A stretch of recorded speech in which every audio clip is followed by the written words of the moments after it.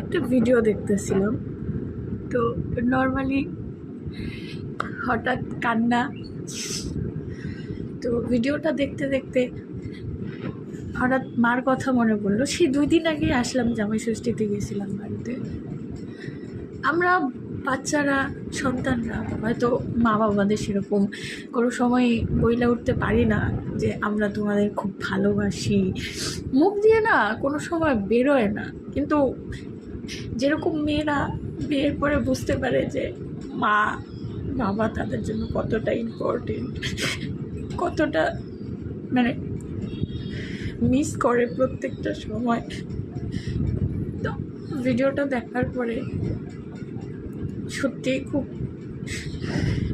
আমার কিন্তু বিয়ে হয়েছে খুব কাছাকাছি, তারপরেও মানে বারবার কেনবা মনে হয় হয়তো ওই বাড়িতে যাওয়ার পরে টুকটাক মার সাথে রাগারাগি হয়, ঝগড়াঝাটি, এটা সবারই হয়ে থাকে।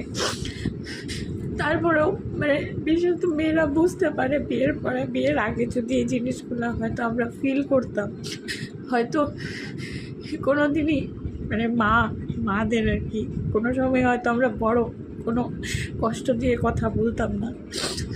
প্রত্যেকটা মেয়েদেরই বলবো যেন বিয়ে হও নাই, যতদিন আসো অ্যাটলিস্ট মার সাথে ভালো মতো সময় কাটাও। কারণ বিয়ের পরে ফিল করা যায় যে মার মতো কেউই বোঝে না, মার মতো